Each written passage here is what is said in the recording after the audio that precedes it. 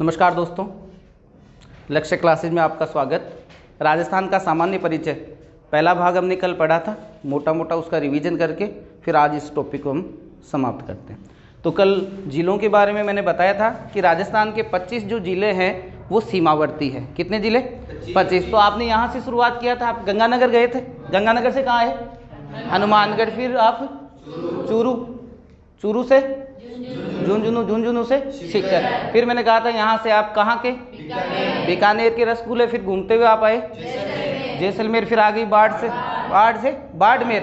फिर फंस गए आप, मैंने फेंका जाल से जालोर के बाद आपके फंस गए थे सिर से सिरोही। फिर सारा पानी इकट्ठा हो गया झीलों की नगरी उदयपुर। और जहाँ झीलें होती है उसके पास में किसके पेड़ होते हैं? क्या होते हैं? डूंगर। तो ये डूंगरपुर हो गया। और जहाँ डूंगर होते हैं वहाँ किसके पेड़ होते हैं? बांस के। तो ये बांसवाड़ा हो गया। फिर यहाँ खड़े होकर आपने वापस सुबह दर्शन किए। सबसे पहले किसके किए थे? पेड़ के। तो पेड़ से आपने क्या किया? प्रतापगढ़। फिर आपने चित्त से क्या किया? चित्तौड़। फिर आपने भाले से क्या किया? फिर आप आ गए शैक्षिक नगरी, उद्यानों का शहर कोटा, जिसको इंद्रप्रस्थ नगर कहते हैं। क्या कहते हैं? इंद्रप्रस्थ। ये याद रखना। फिर आप आ गए कोटा। ये रहा कोटा। कोटा के नीचे झूलता हुआ झालावाड़ के जस्ट ऊपर। फिर यहाँ से घूमने के लिए आपने एक व्यक्ति को पकड़ा जिसका नाम था सवाई की बहन काली ने कहा कैसे आदमी चाहिए? धाकड़ से धौलपुर। फिर दो धाकड़ों के नाम बताओ, भरत और अलवर। और ये अपनी राजधानी कौन सी? जयपुर। तो ये है राजस्थान के 25 सीमावर्ती जिले। तो कुल कितने जिले? 33। कुल कितने? 25 हो गए सीमावर्ती, बच गए कितने? 8 हो गए राजस्थान के अंतर्वर्ती जिले। ऐसे जिले जो न तो अंतर्राष्ट्रीय सीमा पर स्थित है ना ही अंतर्राज्यीय सीमा पे। तो आप बताइए, पहला तिलक की आकृति का त्रिभुज वाला, समचतुर्भुज अपना नागौर के जस्ट पास, जोधपुर के जस्ट नीचे। अच्छा, जयपुर से अलग हुआ था। ये रहा दौसा। और हाड़ौती में ये कौन सा रह गया? ये राजस्थान के कितने हो गए? 8 अंतर्वर्ती जिले। इतना क्लियर कर लिया था। फिर यहाँ से हम चले थे, अंतर्राष्ट्रीय सीमा बता दी थी ना कल। अंतर्राष्ट्रीय सीमा का प्रारंभ यहाँ से होता है, हिंदमल कोट गंगानगर। वहाँ से आ जाओ आप बीकानेर से जैसलमेर, यहाँ पर बाखासर शाहगढ़। बाड़मेर में ये सीमा समाप्त होती है। कुल लंबाई कितनी बताई थी? कितने जिले स्थित? इस अंतर्राष्ट्रीय रेखा पर राजस्थान के 4 जिले स्थित हैं। चारों का उत्तर से दक्षिण की तरफ क्रम पूछे तो गंगानगर, ठीक है। और अंतर्राष्ट्रीय सीमा की घटती हुई या जिसको आप कहते हो अवरोही क्रम पूछ ले तो जैसलमेर 464, बाड़मेर 228, गंगानगर 200 और फिर बीकानेर 100। तो सर्वाधिक कौन लगाता है? सबसे कम। अब 2 क्वेश्चन और बता दो। अंतर्राष्ट्रीय सीमा के सबसे नजदीक स्थित जिला मुख्यालय गंगानगर, सबसे दूर बीकानेर। फिर अंतर्राज्यीय सीमा पढ़ ली थी हमने सारी। यहाँ हम पंजाब के साथ 2 जिले सीमा बनाते हैं, इधर वाले ये 2, ये गंगानगर और हनुमानगढ़। और उसके भी कितने बनाते हैं? 2, मुक्तसर और फाजिल्का, ठीक है। यहाँ 2। यहाँ आप कितने लगाते हैं? कितने लगाते थे?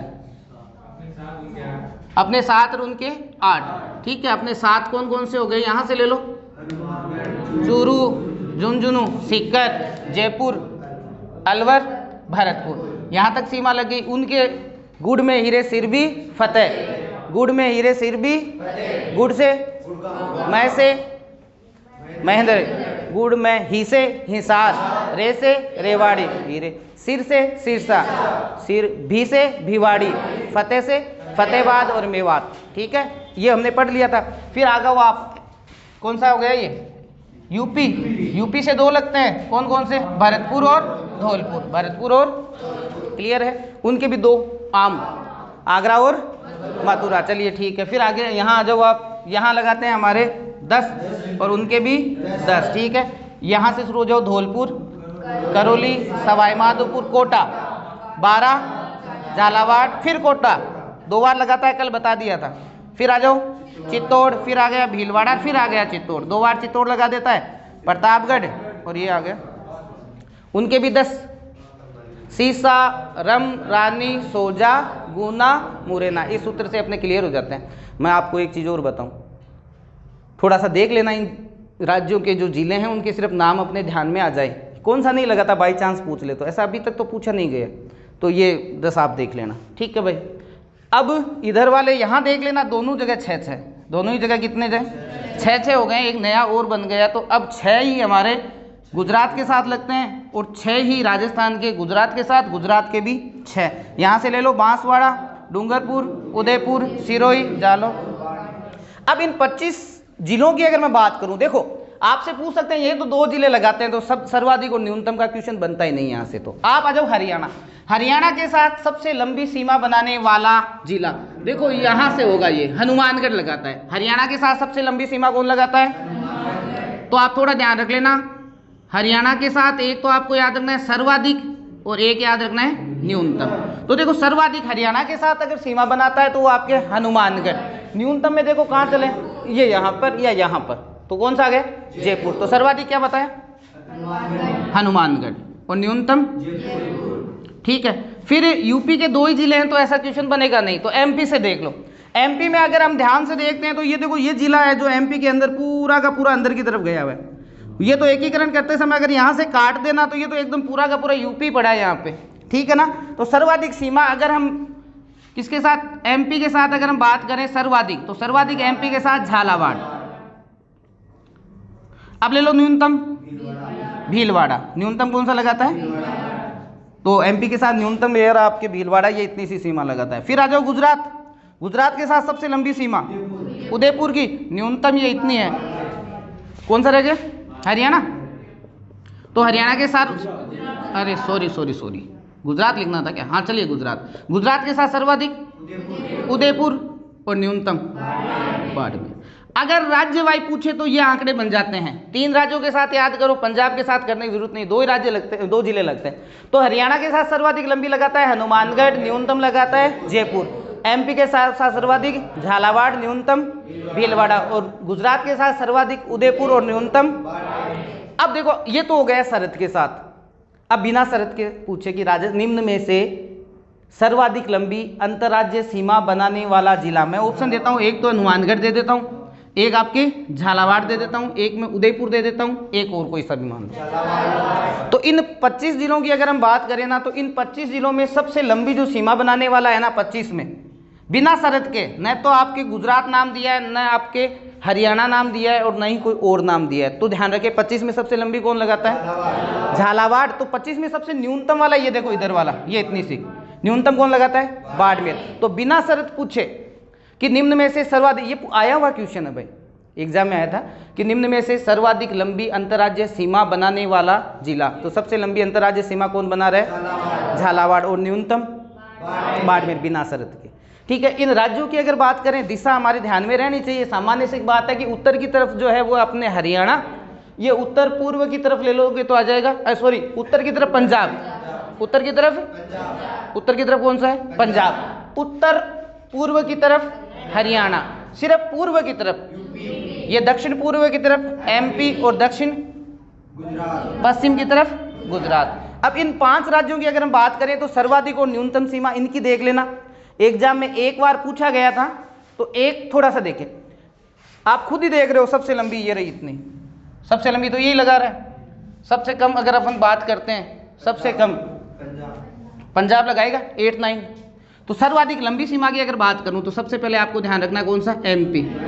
एमपी के बाद आता है हरियाणा, हरियाणा के बाद गुजरात, गुजरात के बाद यूपी, और यूपी के बाद पंजाब। ये क्रम लिख लिया है मैंने, अवरोही क्रम लिख दिया भाई। क्या लिख दिया है, अवरोही क्रम। एमपी ध्यान रखिए 1600 किलोमीटर, एमपी कितनी लगाता है, और पंजाब लगाता है 8-9। ये मोटे मोटे 2 आंकड़े आप याद कर लो, मोटे मोटे कितने आंकड़े याद कर लो, 2, बस 2 याद रखने, बाकी देख लेंगे, लिखते समय लिखा दूंगा, लेकिन अभी तो इतना याद रखो, सर्वाधिक ये है और न्यूनतम ये है। क्लियर, 2 का याद रख लो, परीक्षा में पूछ ले बाई चांस सर्वाधिक किसके साथ लगती है, एमपी, और पंजाब के साथ 8-9। मैं जब तैयारी करना मैंने शुरू किया, मैंने सबकी रटी, मैंने सोचा हो सकता है गुजरात के साथ पूछ ले, हो सकता है एमपी के साथ, ऐसा कुछ नहीं है। या तो सर्वाधिक पूछेंगे या फिर क्या पूछेंगे, न्यूनतम। 2 आंकड़े अपने दिमाग में याद करो, 2 याद हो जाएं तो फिर आप एक्स्ट्रा में जाओ। अभी मैं लिखा के आपको यहीं पे, फिर आपका ध्यान वहाँ चला जाएगा, ऐसा नहीं करना। अभी तो सिर्फ इतना याद रखें, सर्वाधिक कौन लगाता है? एमपी, और न्यूनतम कौन लगाता है? पंजाब। चलिए हो गया। अब बताइए राजस्थान के ऐसे कितने जिले हैं जो दो दो राज्यों के साथ सीमा बना रहे हैं? राजस्थान के ऐसे कितने जिले हैं जो दो दो राज्यों के साथ सीमा बना रहे हैं? पहले पहले देखें, बताओ। पहले तो नंबर 1 हनुमानगढ़। हनुमानगढ़ है वो दो राज्यों के साथ सीमा बनाता है। बताओ कौन कौन सा? पंजाब प्लस हरियाणा एक। दूसरा बताओ। भरतपुर। भरतपुर किन दो के साथ बना रहे हैं? Haryana plus UP. अब आ जाओ धौलपुर। धौलपुर दो राज्यों के साथ कौन से गए? UP plus MP. UP plus MP. और एक रह गया आपके बांसवाड़ा। तो बांसवाड़ा एमपी प्लस गुजरात। मैं फिर कहता हूं, इनकी संख्या ध्यान में रख लेना। दो दो राज्यों के साथ सीमा बनाने वाले कितने जिले हैं? 4। हनुमानगढ़ के साथ लगाता है पंजाब और हरियाणा, दोनों के साथ लग रही है। भरतपुर के साथ हरियाणा और यूपी दोनों की लग रही है यहाँ पे। धौलपुर के साथ ये रहा आपके, इधर तो रह गया यूपी, इधर आ गया एमपी। और बांसवाड़ा के साथ ये रहा, इधर एमपी, इधर रह गया। अब एग्जाम में एक क्वेश्चन पूछा जाता है, ध्यान से सुने। राजस्थान का कौन सा जिला रहन सहन, खान पान व वेशभूषा की दृष्टि से उत्तर प्रदेश और मध्य प्रदेश दोनों से समानताएं रखता है? धौलपुर।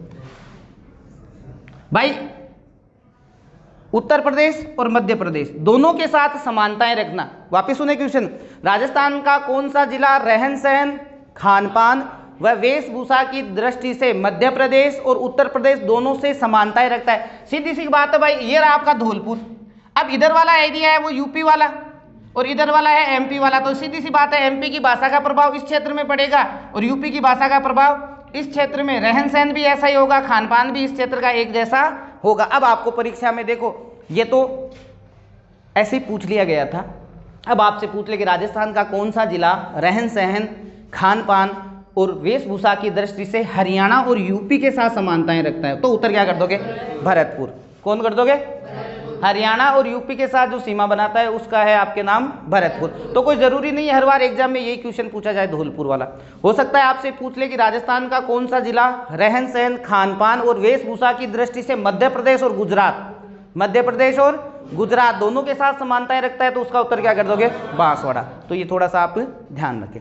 अच्छा, राजस्थान के दो ऐसे जिले हैं जो अंतर्राष्ट्रीय सीमा भी बनाते हैं और अंतर्राज्यीय सीमा भी बनाते हैं। राजस्थान के कितने जिले हैं? दो ही ऐसे जिले हैं। ये एग्जाम में पूछा जाता है भाई, राजस्थान के कितने ऐसे जिले हैं जो दोनों प्रकार की सीमा का निर्धारण करते हैं? तो कौन से होगा? गंगानगर और बाड़मेर। गंगानगर और बाड़मेर। आपको पता है गंगानगर है वो आपके पाकिस्तान के साथ साथ पंजाब के साथ सीमा बना रहा है, और बाड़मेर पाकिस्तान के साथ साथ गुजरात। तो राजस्थान के कितने जिले? 2 जिले। राजस्थान के 2 ऐसे जिले हैं जो अंतर्राष्ट्रीय और अंतर्राज्यीय दोनों प्रकार की सीमा का क्या करते हैं भाई? निर्धारण करते हैं। क्लियर हो गया? अच्छा, 2 राज्यों के साथ सीमा कितने बनाते हैं? 4। कितने? और अंतर्राष्ट्रीय और अंतर्राज्यीय सीमा बनाने वाले 2। आपको एग्जाम में पूछ ले राजस्थान के कितने ऐसे जिले हैं जो सिर्फ शब्द जोड़ दे, सिर्फ अंतर्राज्यीय सीमा बनाते हैं? राजस्थान के कितने ऐसे जिले हैं जो सिर्फ अंतर्राज्यीय सीमा बनाते हैं? कितने करूं? अरे तेरी, अंतर्राज्यीय सीमा पर स्थित अंतर्राज्यीय सीमा, ये तो कुल तो पूरे के पूरे 25 तो हो गए। वो सारे के सारे क्या हो गए? पूरे घेरे के ऊपर है। मतलब 25 तो पूरे के पूरे यहाँ पर है। यहाँ से ये पाकिस्तान वाली सीमा निकाल दो, ठीक है। अब 4 जिले लो, ये जैसलमेर, सॉरी यहाँ मैं ले लूँ गंगानगर, यहाँ पे बीकानेर, यहाँ पे जैसलमेर, और यहाँ पे क्या ले लूँ? बाड़मेर। अब बाड़मेर आपको पता है कि ये गुजरात के साथ भी सीमा बना रहा है, और गंगानगर है जो आपके पंजाब के साथ भी सीमा बना रहा है। क्लियर है यहाँ तक? तो अब मैं आपसे पूछता हूँ कि राजस्थान के कितने ऐसे जिले हैं जो, पहले आप एक काम करो, शरत भूल जाओ, पहले तो ये बताओ राजस्थान के कितने जिले अंतर्राज्यीय सीमा पर स्थित है? राजस्थान के कितने जिले अंतर्राज्यीय सीमा पर स्थित है? 23 हो गए ना भाई। कितने हो गए? देखो इसको भूल जाओ और इसको भूल जाओ, कुल 25 है। ये दो है वो सिर्फ अंतर्राष्ट्रीय सीमा पर है, अंतर्राष्ट्रीय सीमाएं बना रहे हैं, अंतर्राज्यीय तो बना ही नहीं रहे, ये दोनों प्रकार की सीमाएं बना रहे हैं। तो हम ये कह सकते हैं कि राजस्थान के 23 ऐसे जिले हैं। कितने जिले? संख्या याद रखना मोस्ट है। राजस्थान के 23 जिले अंतर्राज्यीय सीमा पर स्थित है, जिसको हम कह सकते हैं 4850। 4025 तो है, वो कितने पे है? 5920। 5920 जो अंतर्राष्ट्रीय सीमा भी आ जाती है और अंतर्राज्यीय सीमा भी आ जाती है। वापिस दिमाग में सेट करें, पूरे घेरे के ऊपर हम बात करते हैं तो हमारे जिले कितने आ जाते हैं? 25। अंतर्राज्य की अगर मैं बात करता हूं तो अंतर्राज्यीय सीमा हमारे यहाँ पे गंगानगर से शुरू हो जाती है, गंगानगर से शुरू होकर ये यहाँ तक आपके बाड़मेर तक खत्म हो जाती है। तो ये सारे जिले अगर आप गिनो तो 23 जिले आते हैं। कितने आते हैं? तो अंतर्राज्यीय सीमा पर स्थित जिले कितने हैं? पहले तो ये क्लियर करो, कितने? 23। अब इसके बाद अगला थोड़ा डीपली पूछ ले कि सिर्फ अगर ये शब्द जोड़ देना कि सिर्फ अंतर्राज्यीय सीमा पर स्थित जिले, तो 21 कर देना। तब कितने कर दोगे? 21 इसलिए कर देंगे, गंगानगर को निकाल देंगे क्योंकि ये दोनों प्रकार की बनाता है, बाड़मेर को निकाल देंगे क्योंकि ये दोनों प्रकार की बनाता है। तो सिर्फ अंतर्राज्यीय सीमा बनाने वाले जिले होंगे, सिर्फ को हटा दो, अंतर्राज्यीय सीमा बनाने वाले कितने हो जाएंगे? 23। अंतर्राज्यीय सीमा बनाने वाले कितने हो जाएंगे? 23। ये क्लियर है? ठीक है, सिर्फ अंतर्राष्ट्रीय सीमा बनाने वाले जिले। पहले तो ये बताओ, अंतर्राष्ट्रीय सीमा बनाने वाले जिले 4, अंतर्राष्ट्रीय सीमा बनाने वाले जिले। अब मैंने सिर्फ एक शब्द तो जोड़ दिया, सिर्फ अगर मैं जोड़ देता हूं तो उत्तर चेंज हो जाता है। सिर्फ अंतर्राष्ट्रीय सीमा 2 ही बनाते हैं, एक तो बीकानेर ये सिर्फ अंतर्राष्ट्रीय और एक, तो ध्यान रखें सिर्फ जोड़ते ही इसका उत्तर कितना कर दोगे? अब 4 क्वेश्चन कर रहा हूं, वापिस अपने दिमाग में सेट करो। अंतर्राज्यीय सीमा पर स्थित जिलों की संख्या कितने? सिर्फ अंतर्राज्यीय सीमा पर स्थित 21। अंतर्राज्यीय सीमा बनाने वाले कितने? अंतर्राष्ट्रीय सीमा पर स्थित राजस्थान के कितने ऐसे जिले हैं जो सिर्फ अंतर्राष्ट्रीय सीमा बनाते हैं? 2।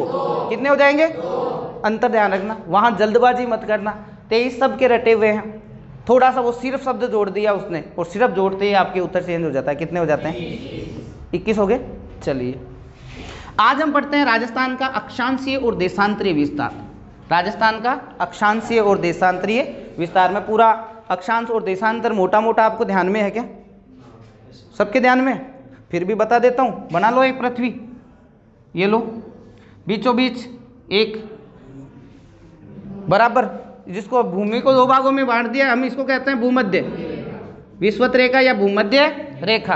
अब देखो ये पृथ्वी जो है 2 कटोरों में बंट गई, ऊपर वाला उत्तरी, तो ये उत्तरी गोलार्ध हो गया, गोला आधा गोलार्ध, ये दक्षिण की ओर है तो दक्षिणी गोलार्ध। ठीक है, अब इस भूमध्य रेखा के समानांतर, समानांतर का मतलब बराबर में, अब उत्तर की तरफ जो रेखाएं खींची गई है उनको तो कहेंगे अक्षांश, कौन सी? उत्तरी अक्षांश रेखा, और नीचे की तरफ खींची गई है उसको कहेंगे दक्षिणी अक्षांश रेखा। तो अक्षांश रेखाएं कितनी होती है? 2 ही होती है।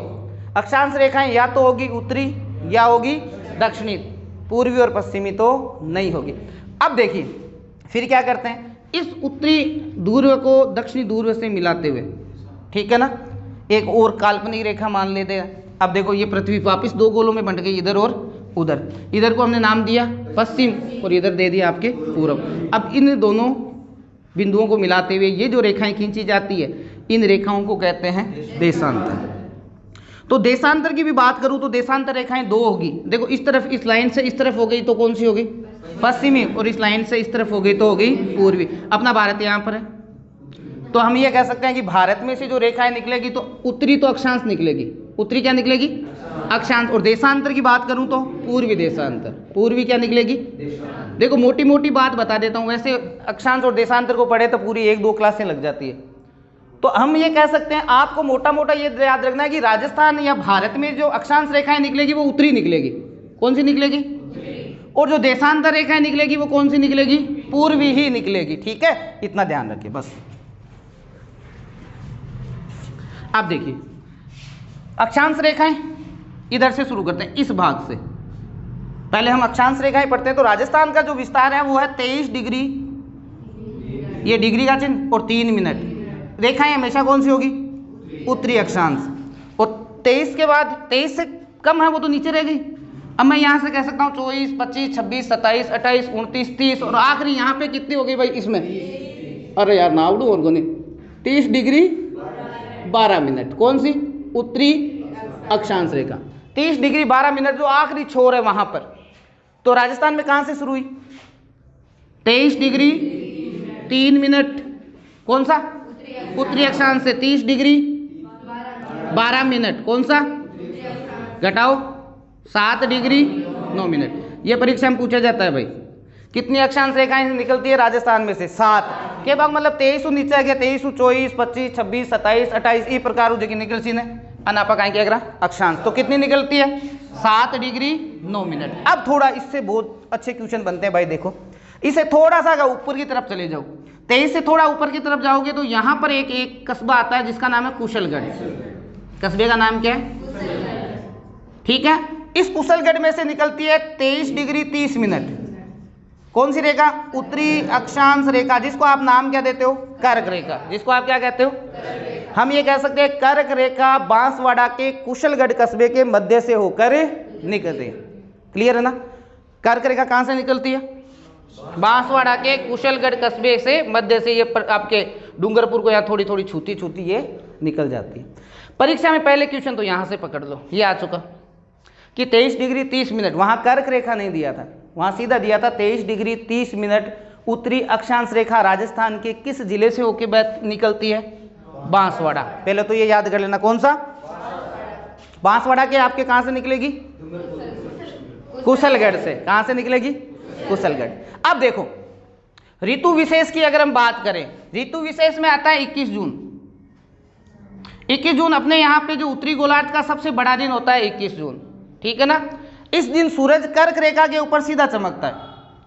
21 जून के दिन पृथ्वी अपने उत्तरी गोलार्ध की जो पृथ्वी है वो सूर्य से सबसे ज्यादा ऊर्जा की प्राप्ति करती है, क्योंकि सूरज कर्क रेखा पे क्या चमकता है? सीधा चमकता है। इसीलिए 21 जून को अंतर्राष्ट्रीय योग दिवस घोषित किया गया था भाई।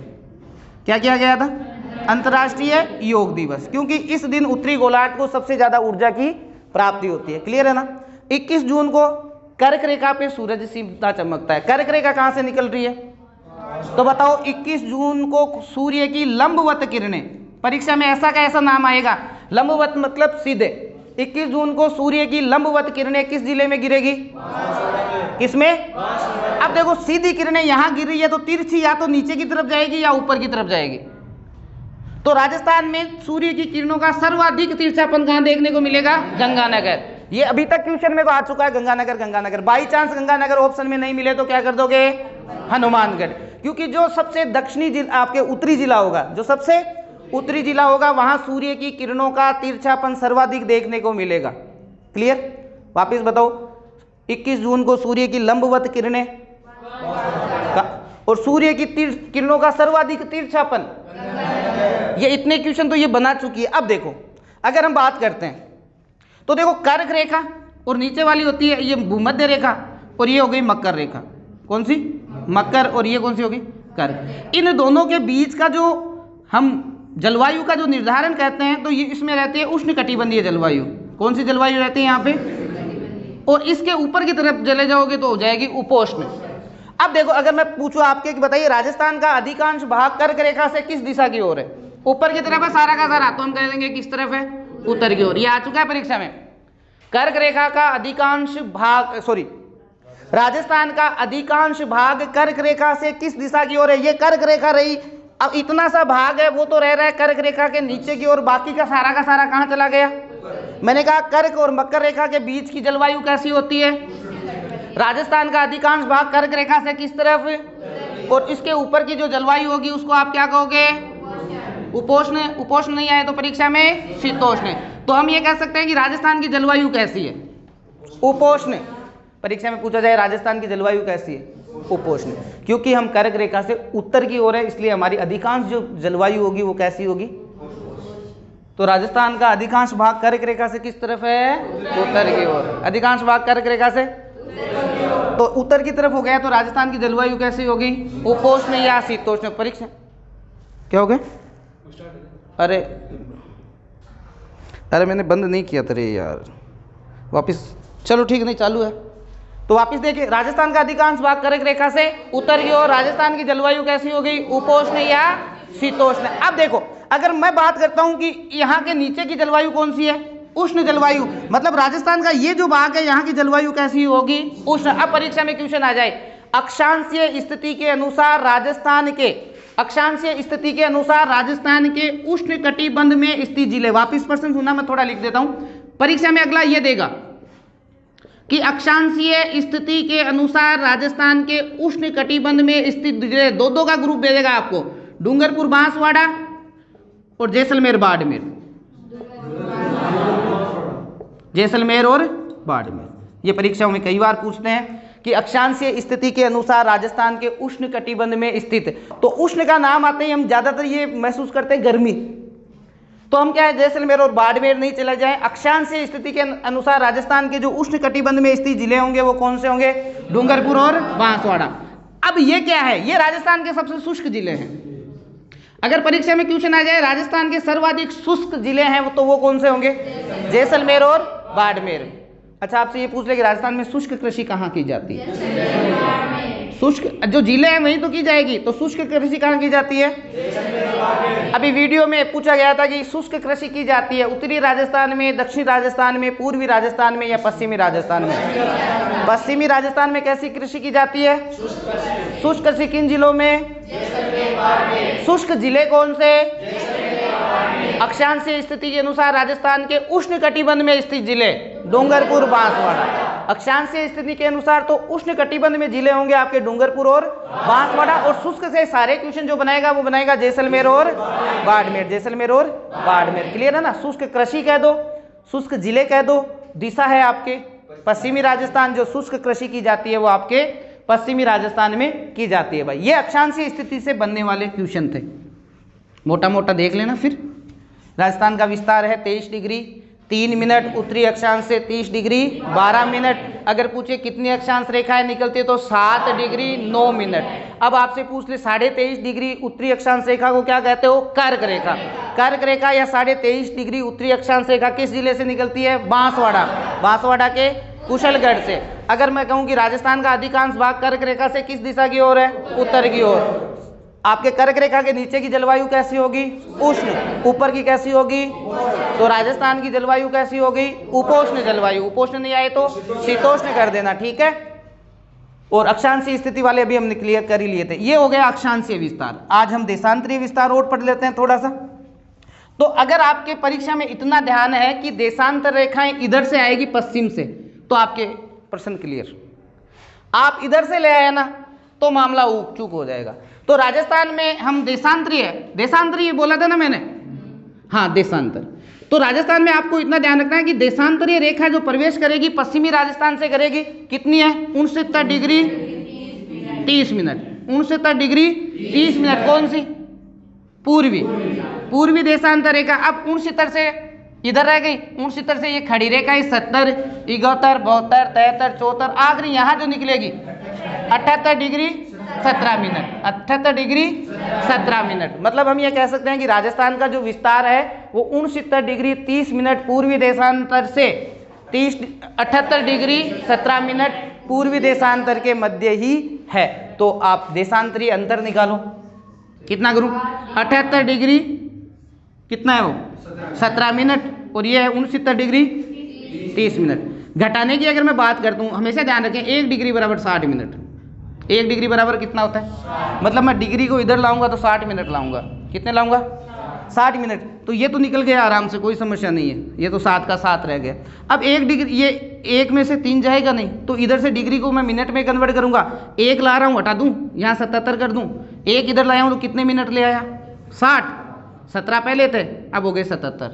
अब 7 में से निकल जाएगा, कितने बच गए, 8। तो हम ये कह सकते हैं मोटी मोटी, ये हम कह सकते हैं कि 8 डिग्री 17 47 देशांतर जो है वो राजस्थान से निकलते हैं। मोटे मोटे हम कहते हैं कि 9 देशांतर रेखाएं हैं। मतलब 69 के बाद 70, 71, 72, 73, 74, 75, 78 तक पुकार लगभग कितनी आ जाए, 9। कितनी आ जाती है, 9। तो वो तो आपके पास 60 डिग्री 9 मिनट, और ये कितना हो गया, 8 डिग्री 47 मिनट। ये परीक्षा में पूछा जाता है, पहले तो मोटा मोटा ये आंकड़ा याद कर लें।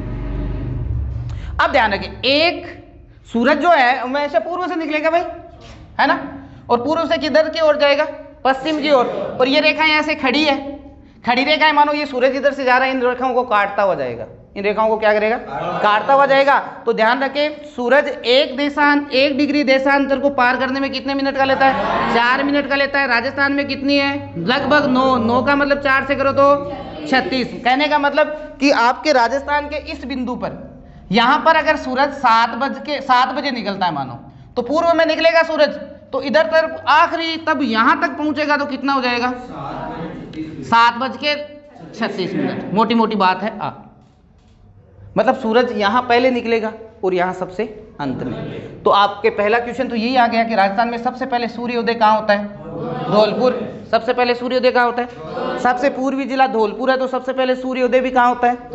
अब ध्यान रखें, सबसे अंत में सूर्योदय कहाँ होता है, जैसलमेर। मतलब यहाँ 7 बजे होगा तो यहाँ 7:36। सबसे अंत में सूर्योदय कहाँ होता है। फिर सुने, राजस्थान में सबसे पहले सूर्य अस्त कहाँ होता है, जहां सबसे पहले निकलेगा वहां सबसे पहले अस्त भी होगा। तो राजस्थान में सबसे पहले सूर्य अस्त धौलपुर में होगा, और सबसे अंत में सूर्य अस्त कहाँ होगा, जैसलमेर। ये तो हो गया समय से संबंधित, ये तो क्या हो गया, समय से। ये पटवारी वगैरह के एग्जाम में एक बार ऐसा क्वेश्चन आया था कि इस डिग्री पर अमुक इतना समय हुआ है इस देशांतर पर, तो इस देशांतर पर स्थित इस जगह का समय क्या होगा, तो वो निकालना पड़ता है।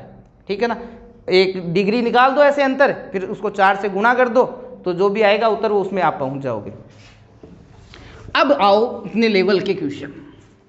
देखिए एग्जाम में पूछा जाता है 69 है, 69 से आगे कौन सा होगा, ये आ गई आपके 70। अब आपसे परीक्षा में पूछा जाएगा 70 डिग्री पूर्वी देशांतर रेखा राजस्थान के किस जिले से होकर निकलती है। तो सीधी सी बात है, 69 यहाँ है तो 70 इधर ही होगा, तो 70 कहाँ से निकलेगी, पहले तो ये ध्यान रखें। फिर आप आ जाओ इधर, यहाँ से कौन सी निकल रही है, 78 डिग्री 17 मिनट, इसका मतलब 78 डिग्री वाली यहाँ निकलेगी। तो आपसे पूछ ले 78 डिग्री, पूछ ले क्या, परीक्षा में पूछा ही जाता है कि 78 डिग्री पूर्वी देशांतर रेखा राजस्थान के किस जिले के मध्य से होकर बहती है, तो इसका उत्तर क्या कर दोगे, धौलपुर। फिर एक क्वेश्चन आ गया था, अगर मैं आपसे पूछूं 70 डिग्री पूर्वी देशांतर रेखा, और इधर से मैं थोड़ा सा आंकड़ा बढ़ा दूं, मानो इधर कितना था 23, 24, 25, 26 के लगभग आएगी, 26 डिग्री 13 मिनट या 14 मिनट कुछ ऐसा दे दे, और उत्तरी अक्षांश रेखा दे दे, और आपसे पूछ ले कि ये जो रेखाएं हैं वो राजस्थान के किस अभ्यारण्य से होकर निकलेगी, राष्ट्रीय मरुद्यान। कैसे, राष्ट्रीय मरुद्यान से, पक्का। तो सीधी सी बात है, इस रेखा पे कंसल्ट करना आप, न कि देशांतर में मत फंस जाना। इस रेखा से कंसल्ट करोगे तो आपको पता है कि 69 इधर है, 70 तो यहाँ होगी, 70 क्यों 71 देते तो यहाँ हो जाएगी मानो। तो ये जो एरिया आ जाएगा ना, ये नो डाउट आपको पता है राष्ट्रीय मरु उद्यान।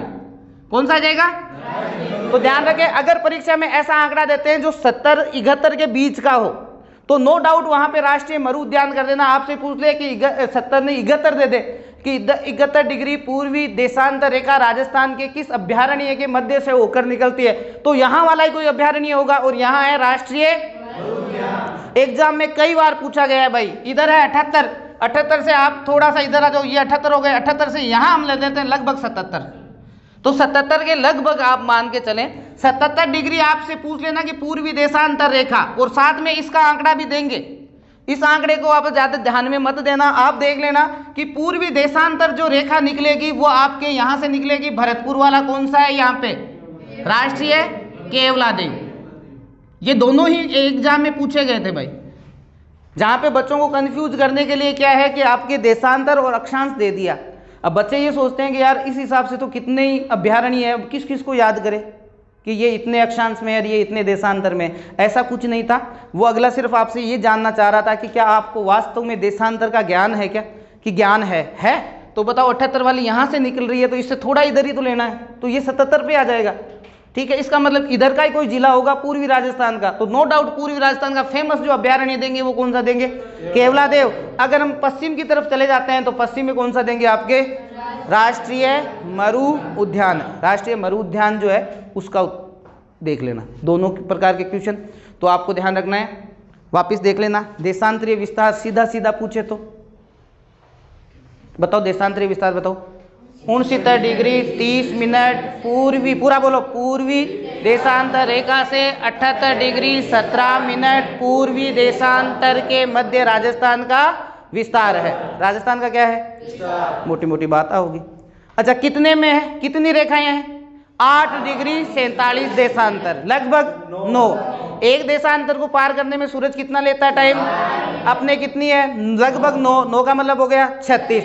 यानी राजस्थान में सबसे पहले सूर्योदय का होगा धौलपुर में, सबसे अंत में होगा जैसलमेर में। सबसे पहले सूर्य अस्त होगा धौलपुर में, सबसे अंत में होगा।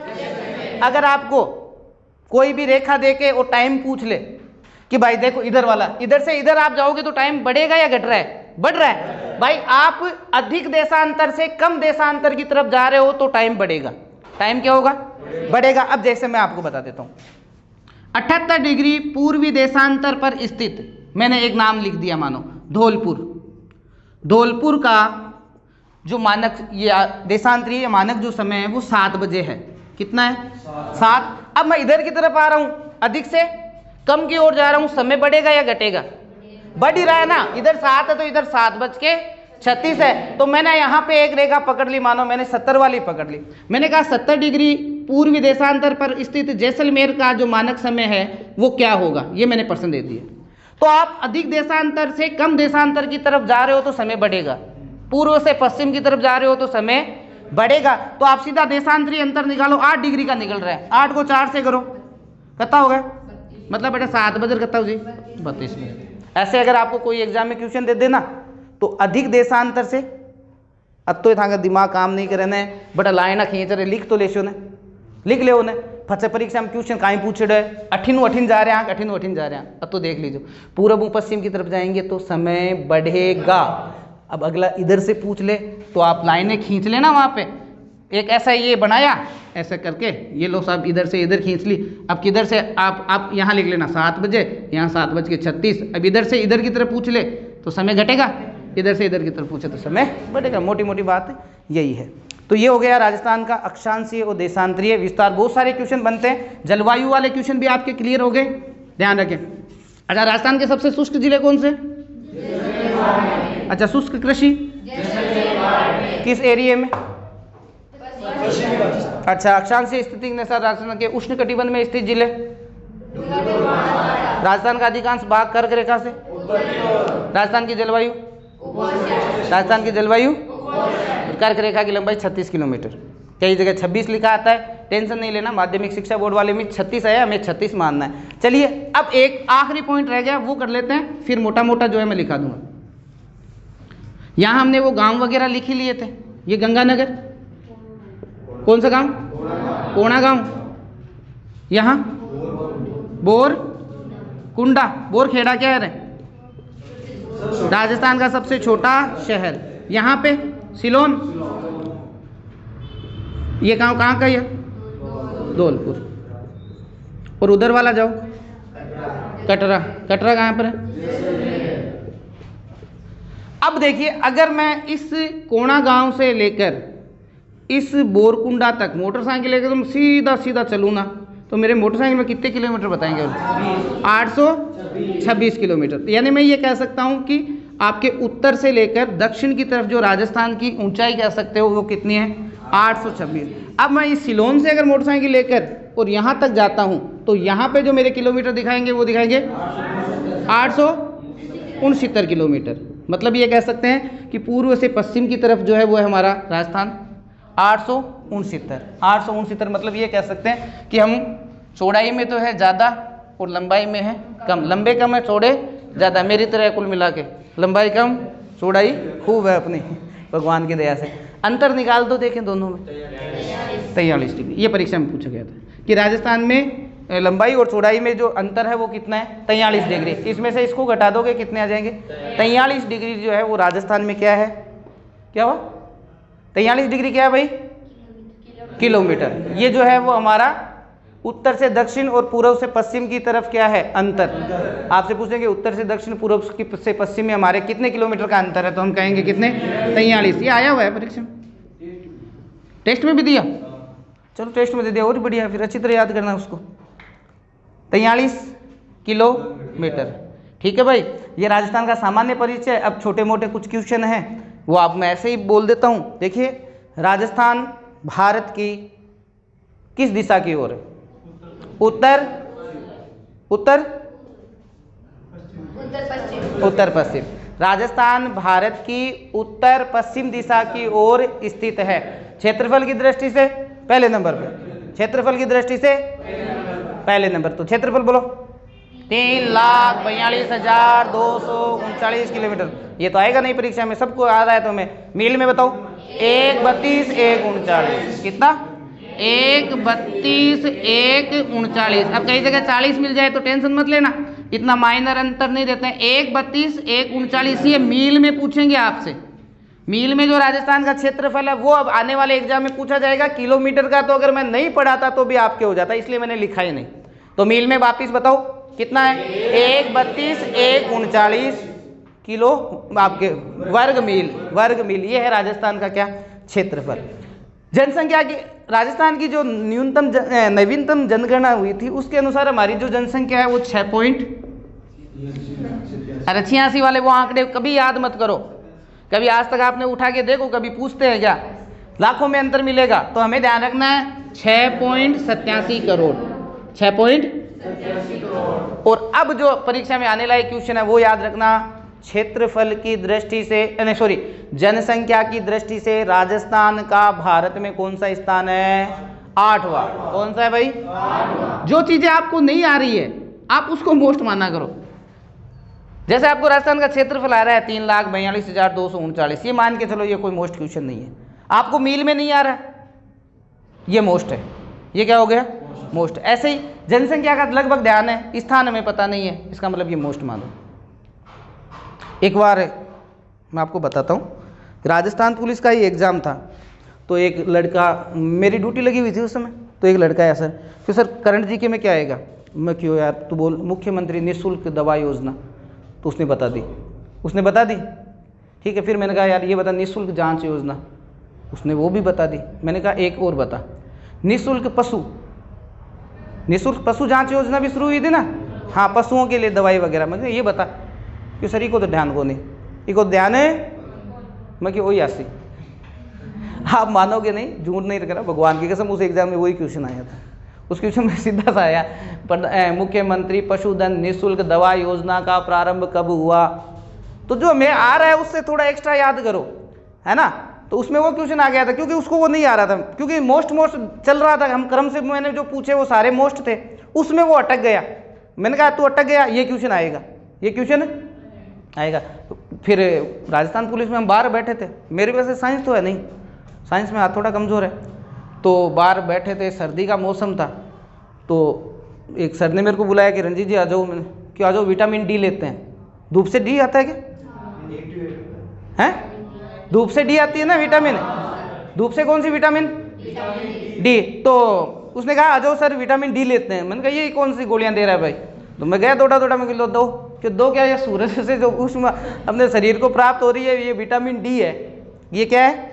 Vitamin D. उसी एग्जाम के अंदर क्वेश्चन आया था कि सूर्य से हमें कौन सी जो विटामिन की प्राप्ति होती है, तो विटामिन कौन सी? डी। मारो जीव सोरो यो, क्योंकि मन साइंस आवे को नहीं, मन कभी एक दो मन कोई बतावा छोटा मोटा तो वो विटामिन का ही हो डी। तो कई बार ऐसे क्वेश्चन अपने ध्यान में आ जाते हैं भाई। ठीक है, बाकी का आप लिखाते हैं।